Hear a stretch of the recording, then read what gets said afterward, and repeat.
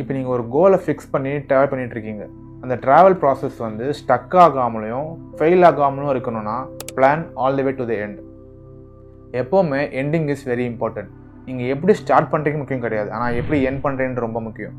சின்ன சின்ன டிசைர்ஸ் தான் வந்து உங்களை அப்படியே செட்டில் பண்ணிட்டு உங்கள் கோலை நோக்கி ட்ராவல் பண்ண முடியாமல் பண்ணிவிடும். எக்ஸாம்பிள் வந்து பெரிய கார்பரேட்டில் ஜாயின் பண்ணணும், இல்லை ஒரு பெரிய பிஸ்னஸ் ஸ்டார்ட் பண்ணணும்னு ஒரு கோல் இருக்கும். ஆனால் இப்போதைக்கு வந்து இந்த வேலை போதும், இப்போதைக்கு இந்த சின்ன வேலை பார்த்துக்கலான்னு சொல்லிட்டு இருக்கும்போது மோஸ்ட் ஆஃப் த டைம் அவங்க கோலை மறந்துட்டு இங்கே செட்டில் ஆகிடுவாங்க. உங்கள் ப்ராசஸில் எண்ட் டு எண்ட் பிளான் பக்காவாக இல்லைன்னா நிறைய ஷாக்கிங் சர்ப்ரைசஸ் வரும். அந்த சர்ப்ரைசஸ் வரும்போது உங்கள்கிட்ட பேக்கப் பிளான் இருந்துச்சுன்னா நீங்கள் ரீரூட் பண்ணி உங்கள் கோல் நோக்கி போயிட்டே இருக்கலாம். அப்படி இல்லைன்னா அங்கேயே ஸ்டக்காகி நிற்பீங்க.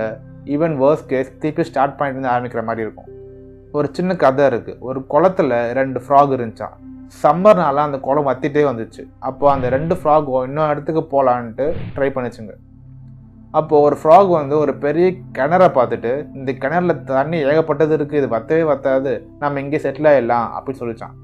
அதுக்கு இன்னொரு ஃப்ராக் சொல்லிச்சான், இப்போதைக்கு இங்கே தண்ணி நிறையா இருக்குது, வத்தவே வத்தாத மாதிரி தான் தெரியுது, ஆனால் சப்போஸ் வத்துச்சுன்னா நம்ம இந்த கிணத்துக்குள்ளேயே மாட்டிப்போம், வெளிலே வர முடியாது.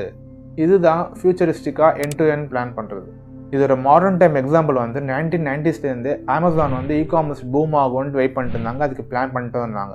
இப்போது அமேசான் தான் வேர்ல்ட்ஸ் பிக்கஸ்ட் கம்பெனி.